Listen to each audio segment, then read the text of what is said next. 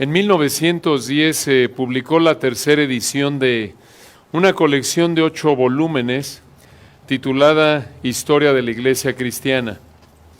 En esta obra, el autor, un hombre llamado Philip Schaff, habla, entre otras cosas, de un periodo de la historia de la Iglesia Cristiana que va del año 1517 a 1648. Este periodo es conocido como la Reforma o la Reforma Protestante. Aunque no todo lo que escribió Schaff fue correcto a la luz de la Biblia, tiene información muy útil. Y entre muchas otras cosas, Schaff dice lo siguiente acerca de la Reforma. La Reforma del siglo XVI, después de la llegada del cristianismo, refiriéndose a la primera venida de Cristo, es el acontecimiento más grande en la historia. Marca el fin de la Edad Media y el comienzo de los tiempos modernos. Comenzando desde la religión, dio directa o indirectamente un impulso fuerte a todo movimiento e hizo del protestantismo la fuerza promotora en la historia de la civilización moderna. La Reforma comenzó simultáneamente en Alemania y Suiza y se esparció rápidamente por Francia, Holanda, Escandinavia, Bohemia, Hungaria, Inglaterra, Escocia.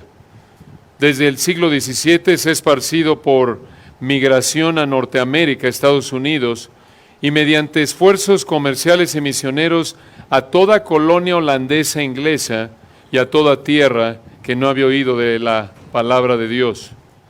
También llegó en parte a Latinoamérica.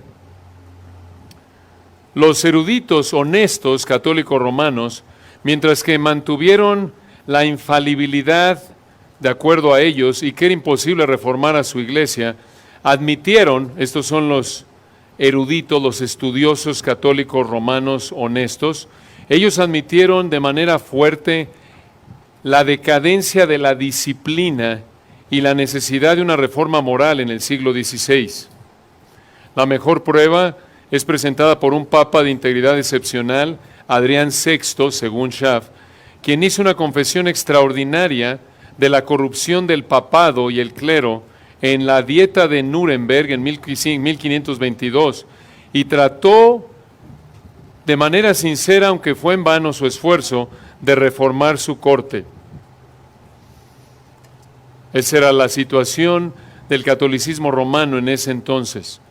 No debemos olvidar que los reformadores, continúa diciendo Schaff, todos nacieron, fueron bautizados, confirmados y educados en la Iglesia Católica Romana.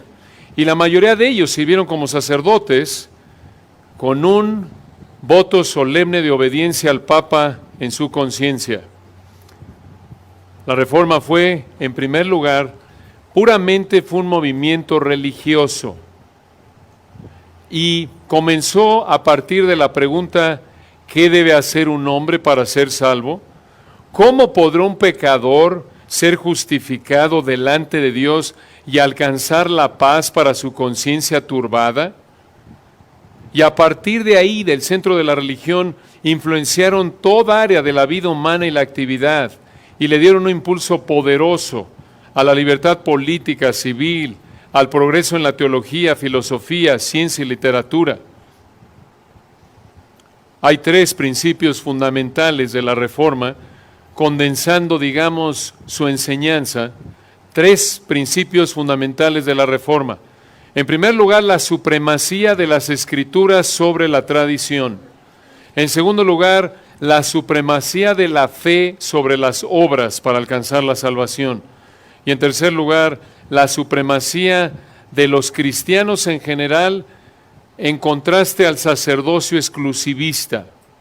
Ahora, hablando de los 2 primeros principios de la autoridad de las Escrituras, el principio objetivo de la Reforma en esta área de la autoridad de las Escrituras, mucha atención, mantiene que la Biblia es el registro inspirado de revelación.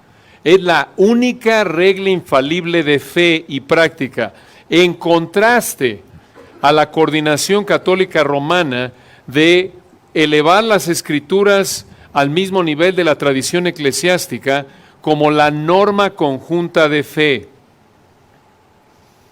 El segundo principio, que resume la enseñanza de los reformadores, que fue bíblica, es la de la justificación por la fe.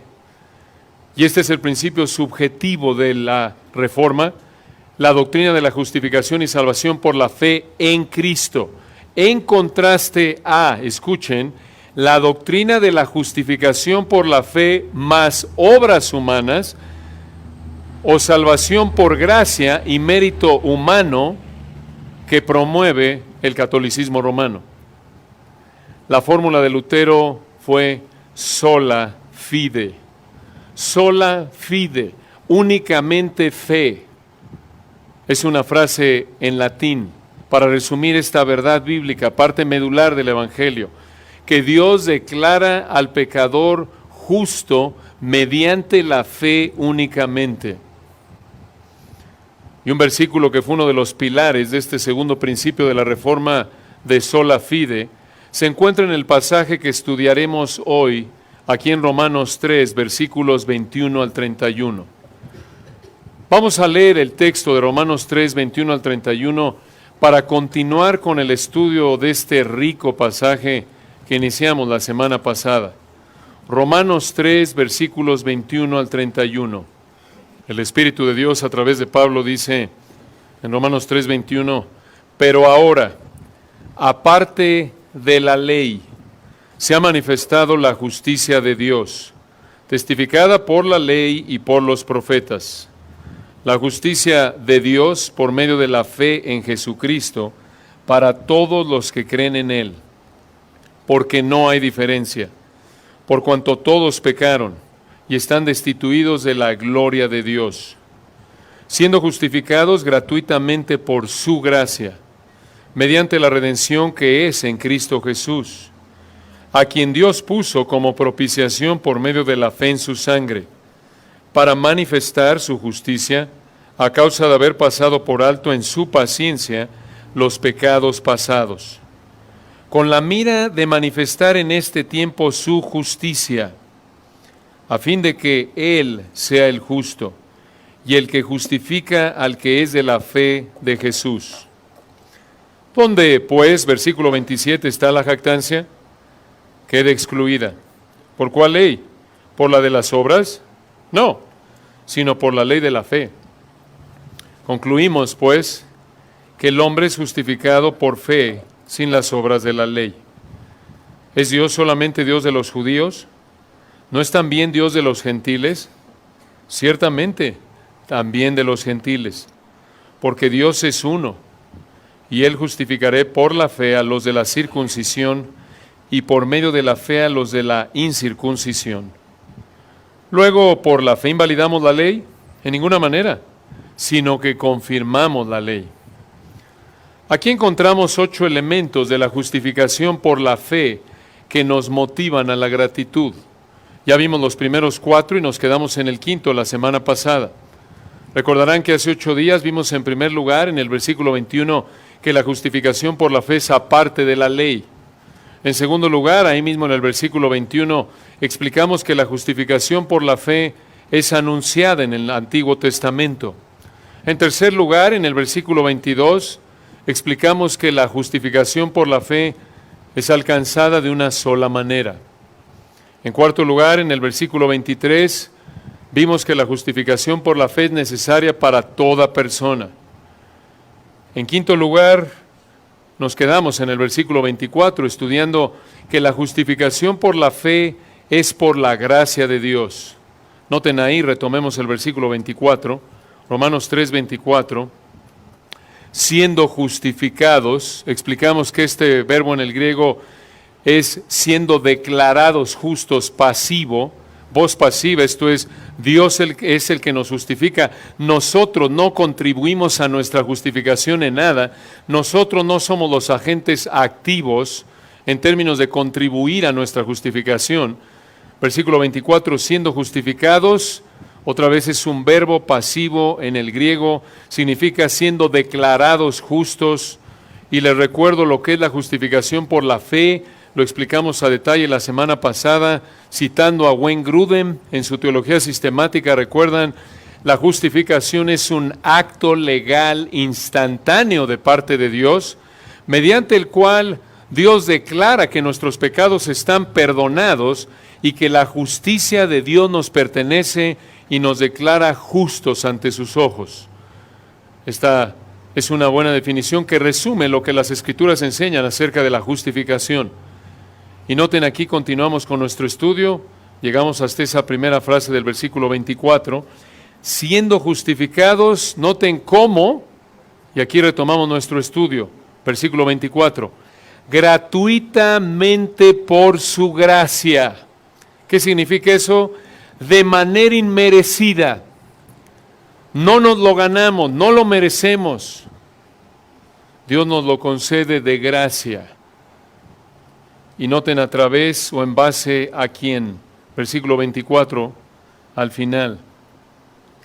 Mediante la redención que es en Cristo Jesús. Redención, observen esa palabra en el versículo 24. Es una palabra que se usaba en ese entonces para referirse al pago por el rescate que hacía una persona para comprar la libertad de un esclavo. Este pago fue la muerte de Cristo. ¿Recuerdan cómo lo expresa Pedro en 1 de Pedro 1, versículos 18 y 19? Sabiendo que fuiste rescatados, la misma idea, de vuestra vana manera de vivir. Así era nuestra vida antes sin Cristo, la cual recibisteis de vuestros padres, no con cosas corruptibles como oro o plata. 1 de Pedro 1, 19, ¿con qué nos redimió Cristo? Con la sangre preciosa de Cristo, como de un cordero sin mancha y sin contaminación. Entonces, Romanos 3:24, la redención que es en Cristo Jesús, fue la muerte del cordero perfecto, quien vivió una vida perfecta, que pagó el castigo por nuestro pecado como creyentes y se convirtió, mucha atención, en la única base por la que Dios puede declarar justo un pecador. Recuerden, declarar justo significa declarar perfectamente obediente a los ojos de Dios un pecador, igual de santo que Dios. Noten ahí en el versículo 25 un sexto elemento de la justificación por la fe que vemos aquí en Romanos 3, 21 al 31. La justificación por la fe es por medio de la fe en la muerte de Jesús. La justificación por la fe es por medio de la fe en la muerte de Jesús. Versículo 25. Al final del 24 dice Cristo Jesús, 25, a quien Dios puso.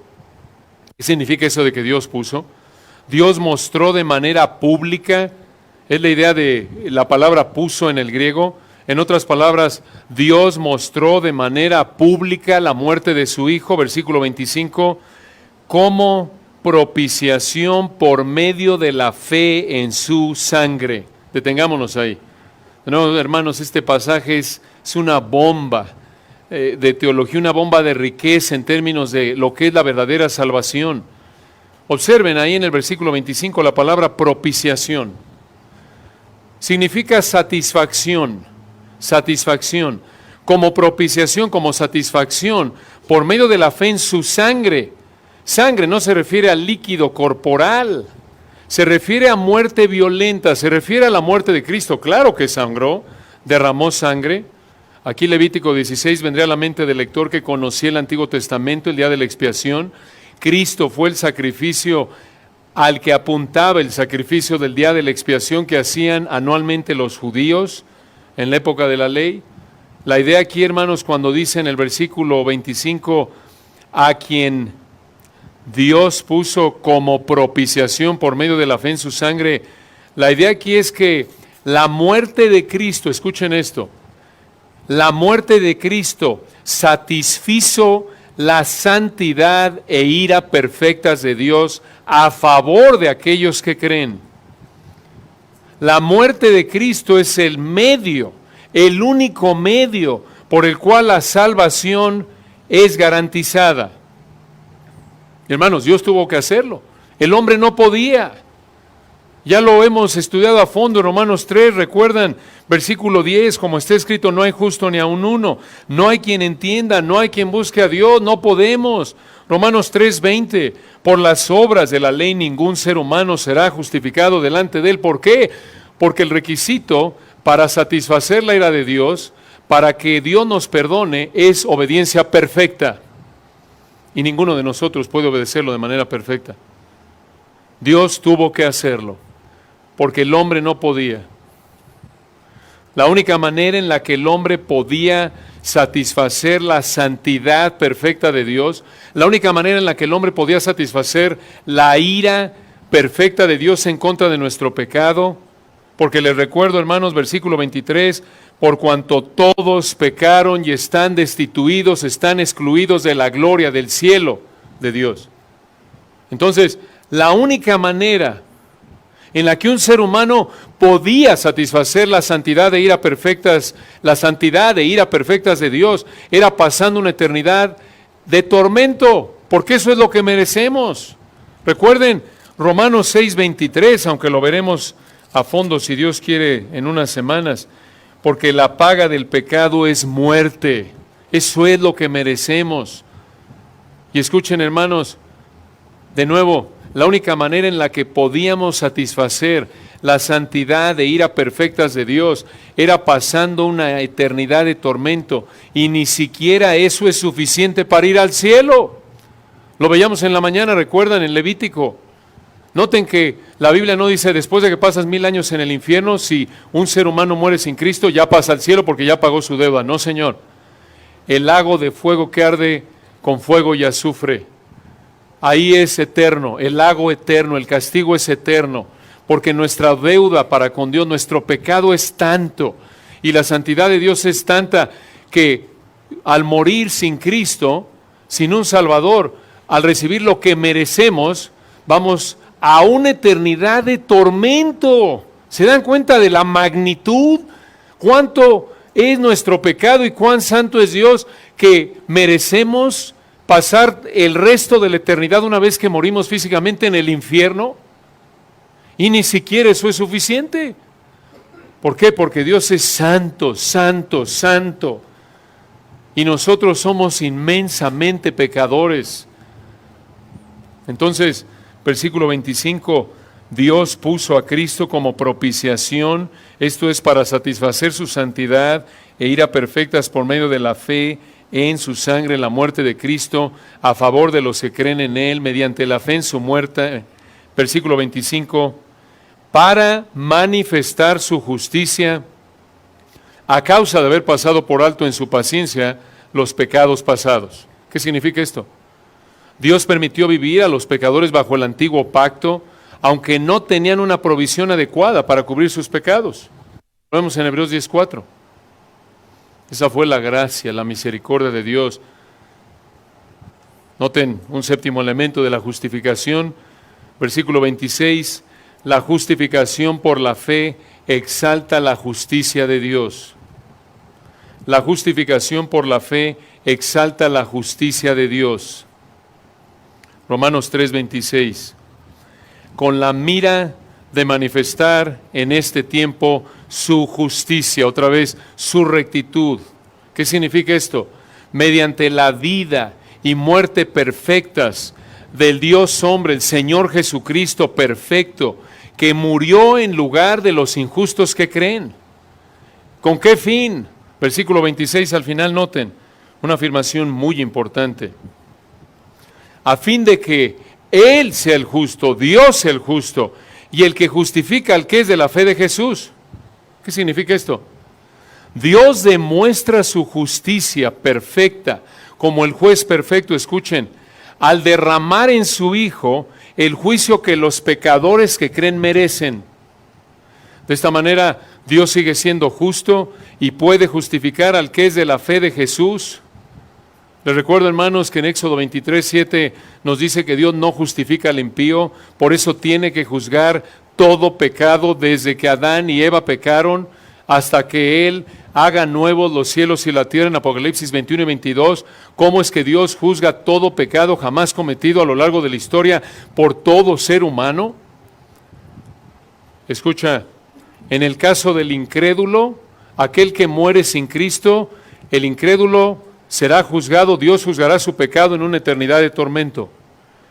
En el caso de los creyentes, ese pecado, escucha, ya fue juzgado ¿en quién?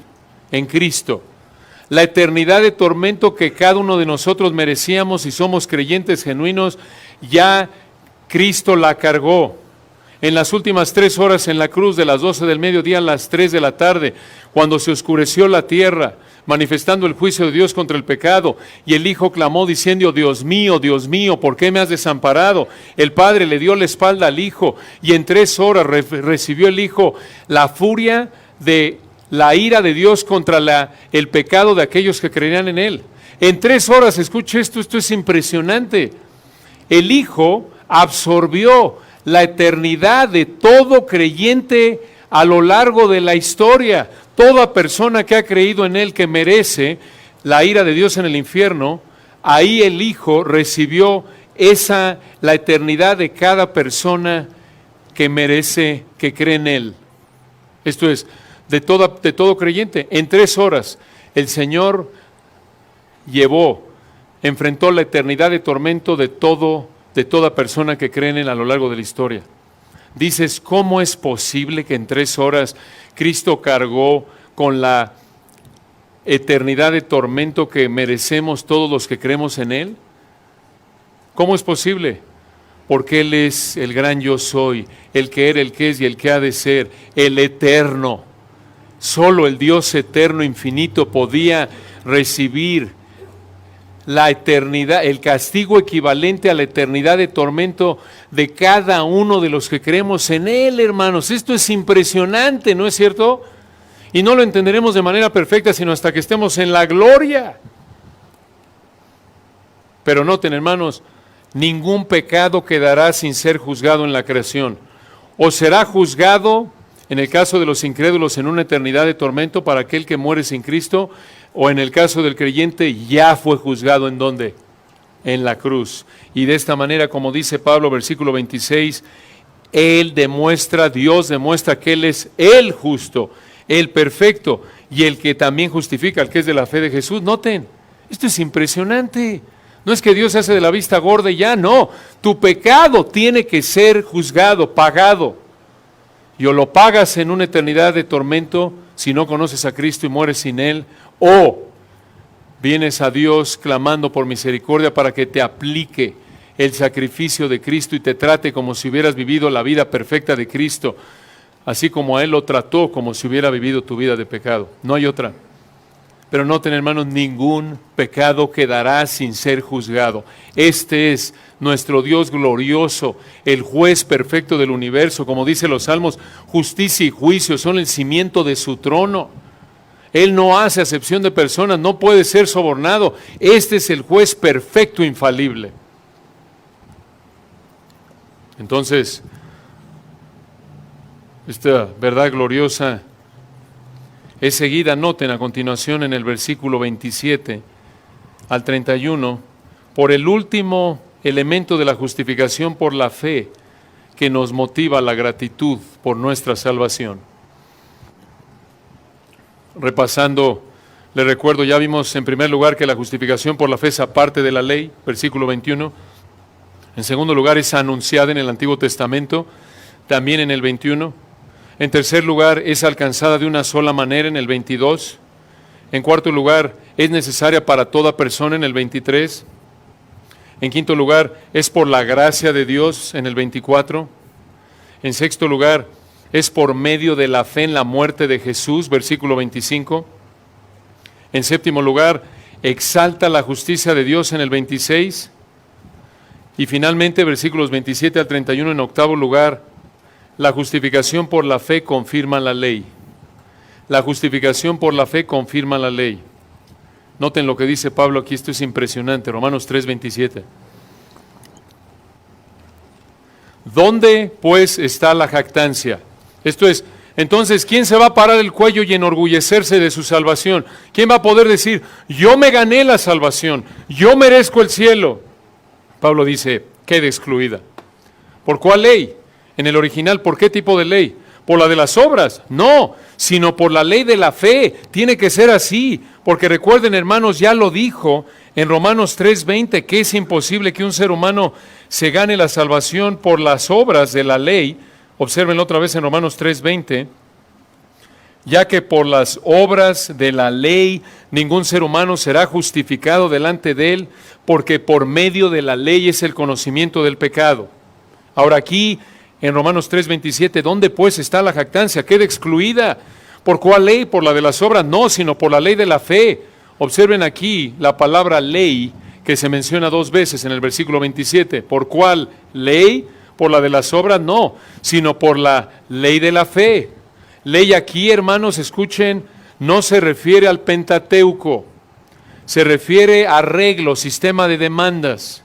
La idea aquí de Romanos 3:27 es que por la regla de la fe, la jactancia humana queda excluida. Obviamente la de las obras traería a la mente traería a la mente del lector el Pentateuco. La idea, escuchen, es que no te puedes jactar. De nuevo, la primera palabra, ley de la, aclarando aquí porque creo que no fui muy claro, ¿por cuál ley? Cuando dice la ley de la fe se refiere de nuevo al sistema de demandas, la regla de la fe, pero la ley de las obras traería a la mente del lector el Pentateuco, los primeros 5 libros de la Biblia. ¿Qué está diciendo Pablo entonces aquí en Romanos 3:27? No te puedes jactar porque no te ganaste la salvación. Esa es la idea.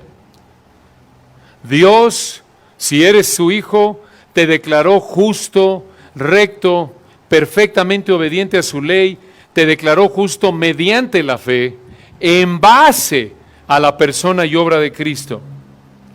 Ya lo vimos en el versículo 24, siendo justificados gratuitamente por su gracia, mediante la redención que es en Cristo Jesús.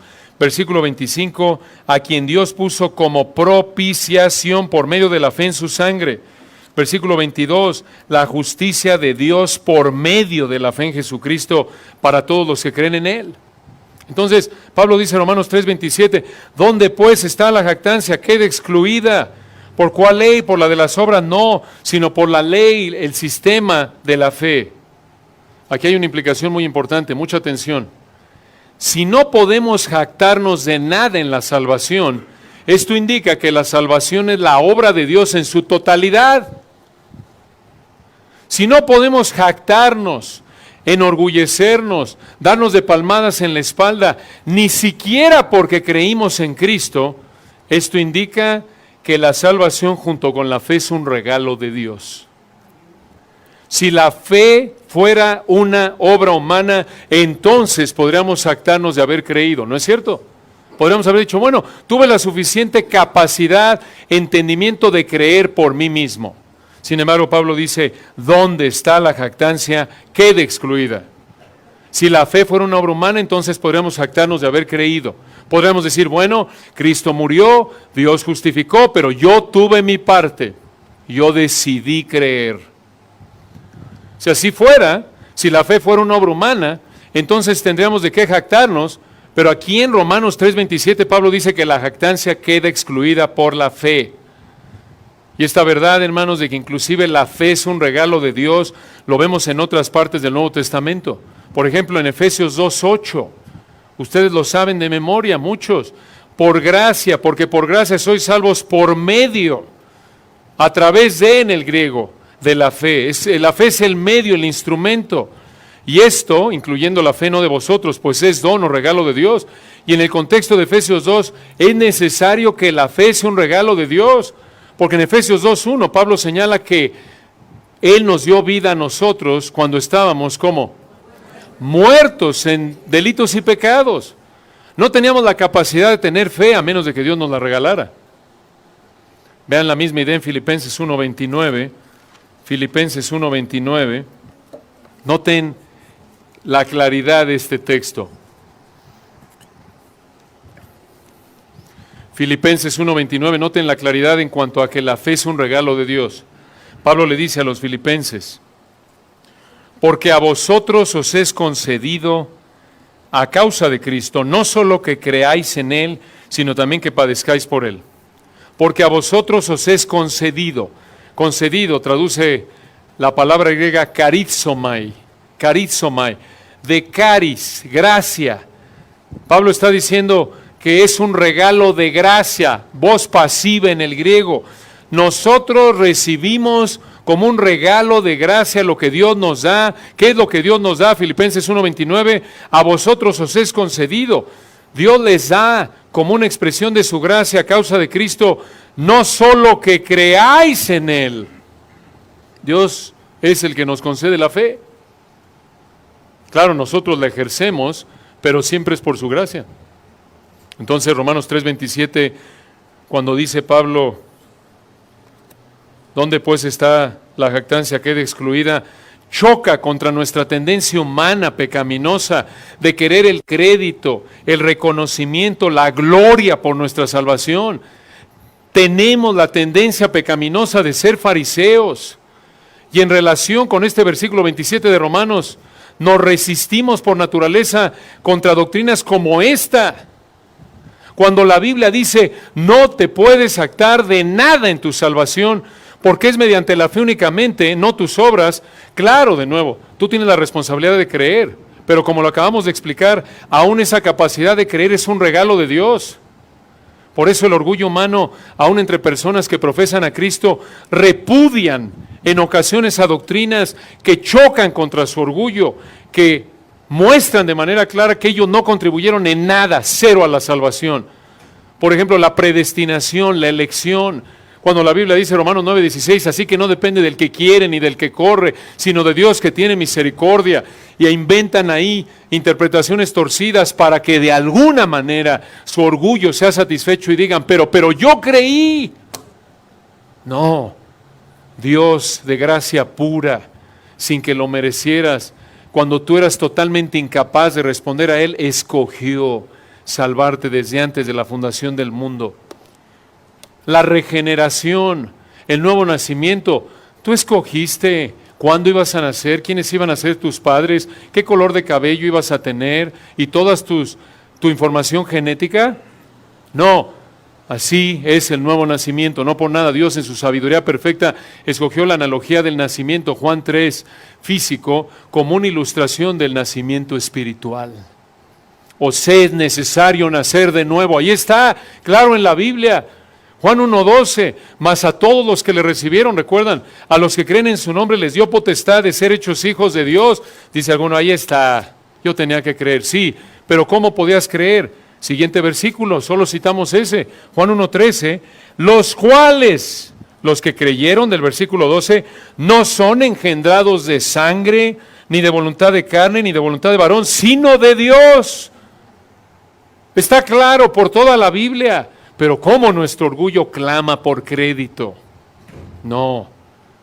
En este caso, la doctrina de la justificación por la fe en Romanos 3, 21 al 31, junto, por ejemplo, con doctrinas como predestinación, elección, regeneración, estas doctrinas aplastan, despedazan nuestro deseo pecaminoso de que seamos reconocidos porque hicimos algo para ganarnos la salvación.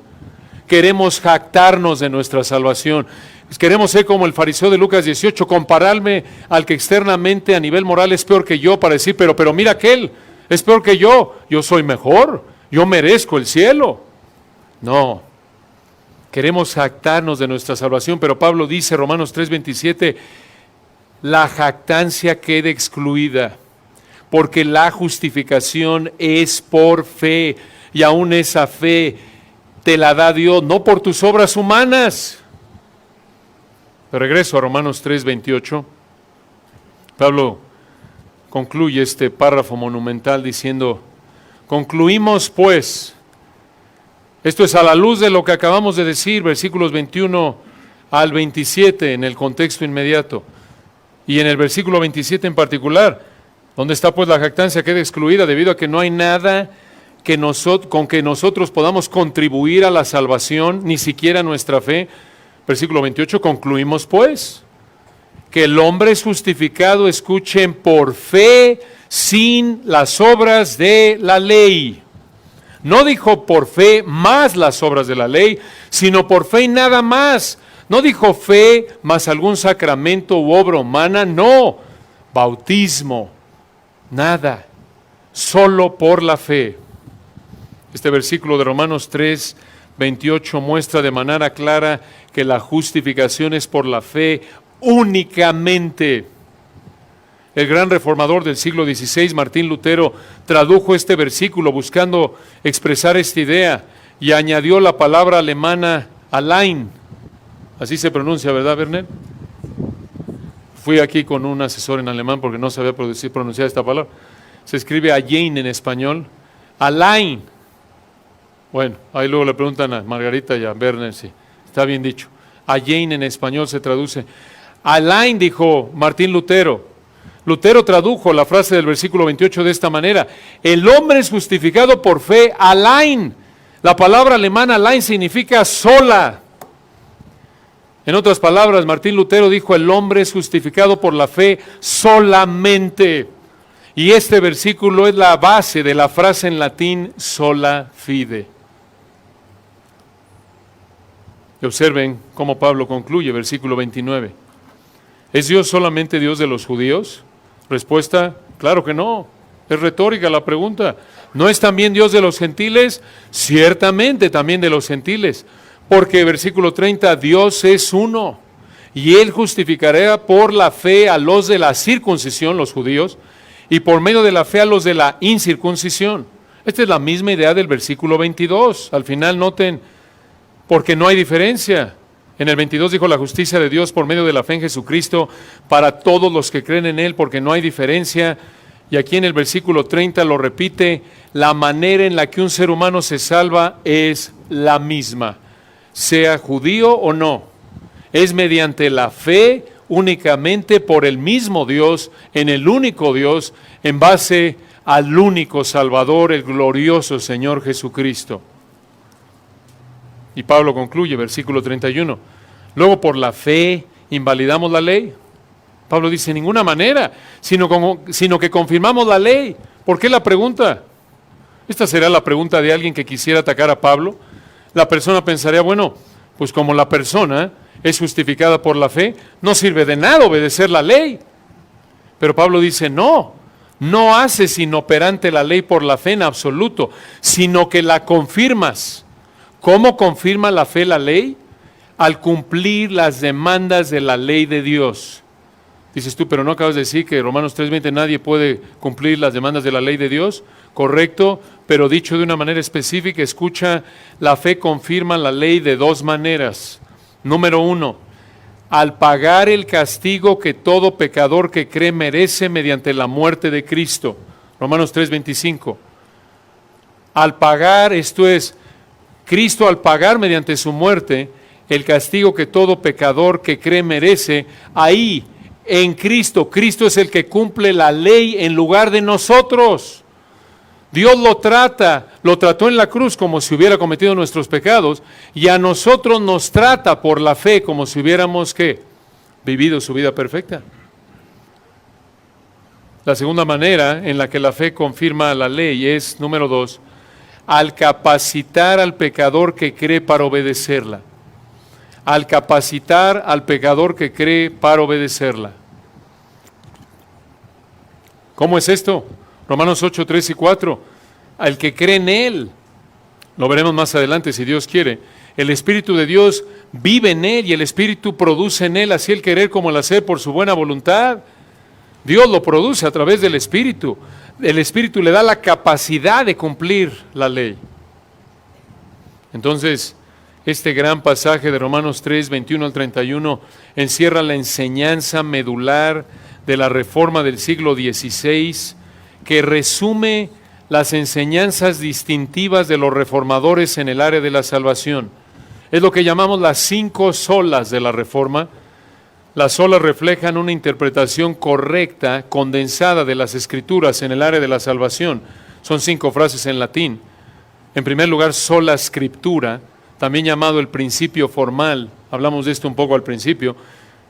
Sola Escritura establece, escuchen, excluye como lo enseña la Biblia, excluye la tradición y la razón humanas como autoridad de enseñanza en la fe y práctica. Sola Escritura afirma que las Escrituras son la única autoridad para todo asunto de fe y práctica en tu vida. En segundo lugar, sola fide, también conocido como el principio material de la Reforma. Sola fide, ¿qué expresa sola fide? Ya lo vimos, que la salvación es mediante la fe únicamente, no fe más tus obras humanas. E implícito en sola fide están las últimas tres solas. Número 3, solus Christus. Recuerden, son frases en latín. Solus Christus. La salvación es en base a los méritos ¿de quién? De Cristo únicamente. Y es importante aclarar que es únicamente porque muchas religiones falsas como el catolicismo romano, inclusive los mormones, podrían decir, claro que la salvación es por la fe y la salvación es por Cristo, pero es por la fe más obras humanas.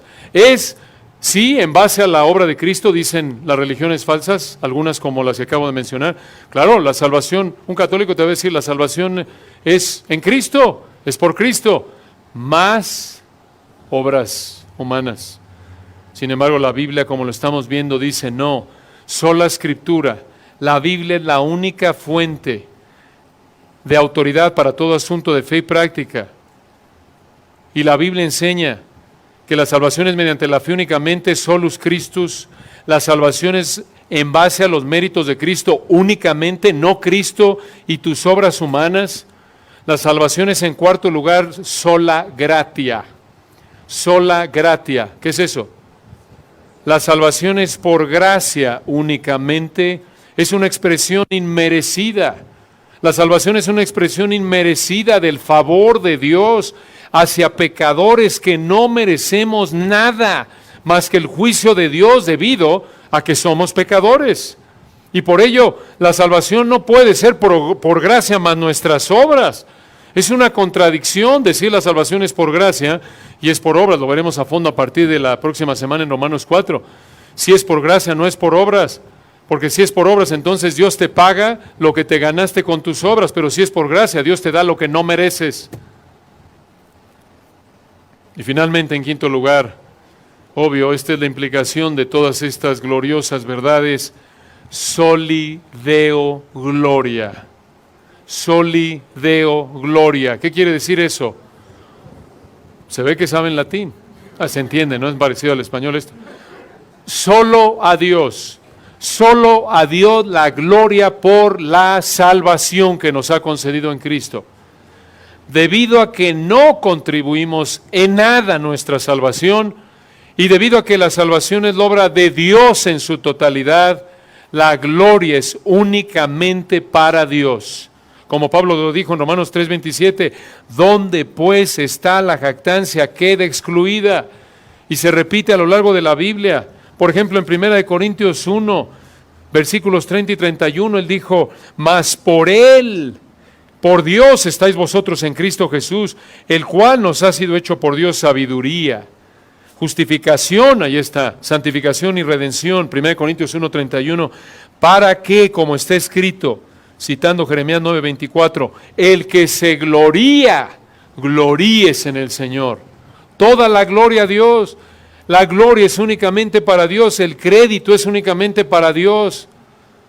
Si la salvación fuera la obra de Dios y nuestra obra, entonces Dios y el hombre se llevarían la gloria, ¿no es cierto? Si yo contribuyera a mi salvación, por lo menos nada más con creer, con que si la fe fuera una obra humana, entonces yo me llevaría parte de la gloria, ¿no es cierto? Lo cual, el decir que la salvación es la obra de Dios y del hombre, contradice lo que enseña la palabra de Dios. Lo acabamos de ver en Efesios 2:8, no leímos el resto del pasaje, ustedes lo saben. Por gracia sois salvos por medio de la fe, y esto no de vosotros, pues es don de Dios, no por obras, ¿para qué? Para que nadie se gloríe. Y nos recuerda el Antiguo Testamento en Isaías 42:8, yo Jehová, este es mi nombre, escuchen, y a otro no daré mi gloria. Dios no comparte su gloria con nadie. Gloriosas verdades, ¿no es cierto? Oremos para terminar.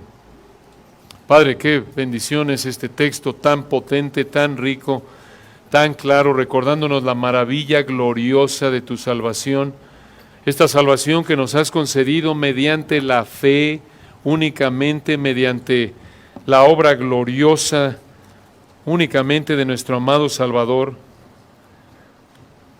Reconocemos que verdaderamente, como lo estudiamos a fondo la semana pasada, aquí en Romanos 3, 21 y 22, esta es la justicia de Dios tuya. Solo tu nivel de conformidad perfecta a la ley es lo que tú aceptas para que alguien pueda estar en la gloria contigo. Gracias, Señor, porque esa justicia nos las has acreditado, nos has declarado justos por la fe, únicamente en base a la sangre de nuestro Señor Jesucristo, a su vida perfecta, a su muerte perfecta, certificada por su resurrección. Te damos la gloria, Señor, y oramos porque si alguien en esta mañana ha llegado a cultivar alguna idea errónea, quizás es salvo genuinamente, pero ha llegado a pensar que Él contribuyó a su salvación de alguna manera, que tu palabra despedace ideas equivocadas para que caigamos postrados en alabanza a ti, dándote la gloria solo a ti. Si alguien, Señor, no te conoce en esta mañana, si cree que por las obras de la ley Él puede ser justificado, que reconozca, Señor, que es imposible cumplir con tu estándar perfecto, que nadie puede jactarse en tu presencia, que venga a ti contrito y humillado, con pobreza espiritual, reconociendo que no te puede ofrecer nada más que su pecado, reconociendo su bancarrota espiritual, reconociendo como el publicano que lo único que puede clamar a ti es: sé propicio a mi pecador, ten misericordia de mí. Que lo hagas creer, Señor, en aquel mediante el cual has satisfecho tú las demandas de tu ira y santidad perfectas. Gloriosa salvación que nos deja boquiabiertos cuando la contemplamos, y aunque no entenderemos de manera perfecta hasta que estemos en la gloria las profundidades y todo lo que implica esta obra sin paralelos, quedamos postrados en adoración, agradeciéndote y reconociendo que tú eres el justo, tú eres el que justifica al que es de la fe de Jesús. A ti damos la gloria, el único que merece toda la gloria y la alabanza, a través del Señor Jesucristo. Amén.